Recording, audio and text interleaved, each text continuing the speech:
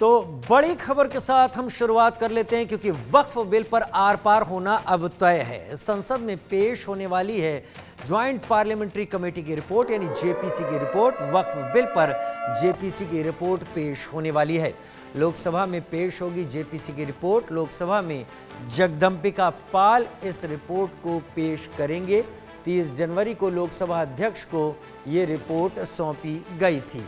जगदंबिका पाल इस रिपोर्ट को लोकसभा में पेश करेंगे। तस्वीरें आपके टीवी स्क्रीन पर जब लोकसभा अध्यक्ष को इसकी रिपोर्ट दी गई थी। जेपीसी की रिपोर्ट वक्फ को लेकर, वक्फ बिल को लेकर उसमें क्या बदलाव किए जा सकते हैं, क्या ऐसा है जो वर्तमान समय के हिसाब से परिवर्तन लायक है, और इस पर चर्चा ज्वाइंट पार्लियामेंट्री कमेटी में सभी सदस्यों के बीच लगातार पिछले कई दिनों से हुई है। लोकसभा अध्यक्ष को यह रिपोर्ट पेश की जा चुकी है।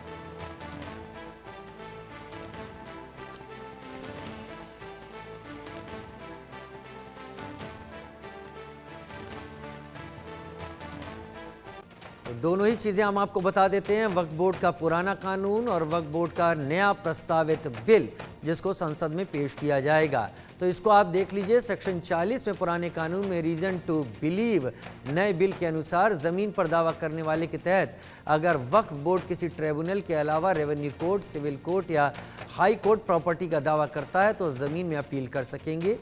वहीं दावा करने वाला सिर्फ ट्रिब्यूनल में ही वक्फ बोर्ड के नए के बिल के हिसाब से सामने आ रहा है यहाँ पर। और एक एक करके इन चीज़ों को समझे। वक्फ बोर्ड का पुराना कानून क्या कहता है। सेक्शन 40 में रीजन टू बिलीव बिल के तहत अगर वक्फ बोर्ड किसी प्रॉपर्टी पर दावा करता है तो ज़मीन पर, वहीं वक्फ ट्रिब्यूनल का फैसला पुराने कानून में आखिरी माना जाता है। वक्फ ट्रिब्यूनल के फैसले के खिलाफ हाई कोर्ट में अपील की जा सकेगी। उधर किसी ज़मीन का उपयोग इस्लामिक उद्देश्यों, जब तक कि किसी ने वक्फ ज़मीन नहीं दी हो, उस पर के लिए हो तो ऑटोमेटिक वक्फ संपत्ति हो।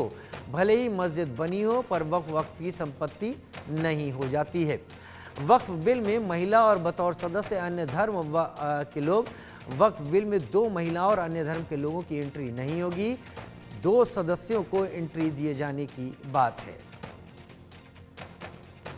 तो वक्फ बिल को लेकर ये कई चीज़ें आपके टीवी स्क्रीन पर, इनको दोनों अलग अलग पुराने वक्फ बिल और नए के प्रस्तावित बिल के हिसाब से आप अगर पढ़ें तो आपको समझ में आ जाएगा।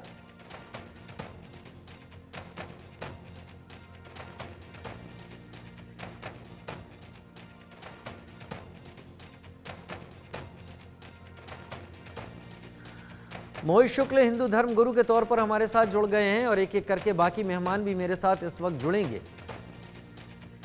मोहित शुक्ल, बहुत स्वागत है आपका। नूर अहमद मुस्लिम स्कॉलर के तौर पर मेरे साथ जुड़ेंगे। तो आचार्य मोहित शुक्ल, वक्फ बिल को लेकर जो कवायद हुई, जेपीसी में जो चर्चा हुई, इस पर काफ़ी रार भी हुआ, काफ़ी झगड़ा भी हुआ, काफ़ी बहस भी हुई, एक दूसरे पर इल्ज़ाम भी बहुत लगाए गए। लेकिन अब ये रिपोर्ट लोकसभा अध्यक्ष को दी जा चुकी है, अब संसद के पटल पर रखी जाएगी। आप इसको अभी किस तरीके से देखते हैं? वक्फ में क्या ऐसी चीज़ें थी जो सवालों के घेरे में थी, और क्या ऐसा है जो आगे आएगा नए बिल में तो सुधार के साथ होगा? देखिए, 1954 में संसद द्वारा जो है वक्फ अधिनियम पहली बार पारित किया गया। तब ये सलाहकार के रूप में कार्य कर रहा था सरकार। फिर उसके बाद 1995 में नया वक्फ अधिनियम पारित किया गया। इसमें वक्फ बोर्डों को ज़्यादा शक्तियाँ दे दी गई। फिर 2013 में संशोधन हुआ और वक्फ बोर्डों को संपत्ति छीनने की असीमित शक्तियाँ दे दी गई। अब ये जो वक्फ बोर्ड है, इसकी स्थापना का जो मुख्य उद्देश्य था वो था गरीब मुसलमानों के कल्याण का काम करना, उनकी आर्थिक स्थिति को सुधारना, शिक्षा की व्यवस्था करना। और अभी आप वक्फ से पूछे कितने गरीब मुसलमानों को इसने मकान दे दिया, तो वक्फ बोर्ड कुछ नहीं आपको आंकड़े दिखा पाएगा। और ये केवल जो है किसी मंदिर की ज़मीन हो, किसी मस्जिद की ज़मीन हो, उस पर वक्फ जो है अपना दावा कर देता है कि ये हमारा। इसके खिलाफ आप हाई कोर्ट नहीं जा सकते, सुप्रीम कोर्ट नहीं। एक ऐसी व्यवस्था थी कि भाई ये कैसा अधिकार आपने दिया। संविधान सर्वोपरि देश में होना चाहिए, संविधान सर्वोपरि है और रहना चाहिए। अब हाई कोर्ट, सुप्रीम कोर्ट से उधर वक्फ ने अगर कह दिया ये जमीन मेरी है, तो आपको कागज दिखाने पड़ेंगे, वक्फ बोर्ड कागज नहीं दिखाएगा। ये व्यवस्था चल रही थी। अब इसमें संशोधन करके सरकार ने ये सिस्टम बनाया कि भाई आप इसके खिलाफ हाई कोर्ट जा सके, सुप्रीम कोर्ट जा सके, क्योंकि संविधान का जो संरक्षण है वो माननीय हाई कोर्ट और सुप्रीम कोर्ट द्वारा ही होता है। अब वहां पर आप जाएंगे, अपनी बात कहेंगे, और वक्फ बोर्ड भी अगर कोई जमीन कहीं की लेगा तो उसका कागज पत्र दिखाएगा, तो ये कितनी अच्छी व्यवस्था है। और इसमें महिलाओं को भी स्थान मिलेगा। तो जो ये नया जो प्रस्ताव सरकार ने रखा है, मेरा कहना है कि सभी पार्टियों को, लोगों को निष्पक्ष जो बात है उसको मानना चाहिए और तुष्टीकरण की राजनीति से बाहर आना चाहिए, क्योंकि तुष्टीकरण से देश नहीं चलेगा। इससे एकता और अखंडता जो देश की है उसमें विघ्न पड़ता है। तुष्टीकरण होने से एक तबका तो प्रसन्न हो जाता, मगर दूसरा जो बहुसंख्यक समाज है वो जो है नाखुश होता है, वो प्रसन्न नहीं होता। आप इसीलिए देखिए कि कांग्रेस ने तुष्टीकरण की नीति लगाई तो उससे कांग्रेस के कितनी बार टुकड़े होते गए, क्योंकि उसमें जो लोग थे तुष्टीकरण जब देखते थे तो उससे अप्रसन्नता मन में आती। इसलिए मेरा ये परामर्श है कि सभी पार्टियों को निष्पक्ष बात को मानना चाहिए, संविधान को सर्वोपरि मानना चाहिए। और अब जो वक्फ बोर्ड मैं चाहता हूँ ऐसा काम करे कि जिससे गरीब मुसलमानों की आर्थिक स्थिति में सुधार हो, शिक्षा जो आधुनिक शिक्षा उनको दी जाए, और जो मदरसों में भी आधुनिक शिक्षा की व्यवस्था हो, जिससे कि जैसे संभल में जो भी बेचारे अशिक्षित मुस्लिम थे उनको पत्थर पकड़ा दिया, अब वो पत्थर मारने लगे तो उसमें देखिए कई लोगों की जान भी चली गई।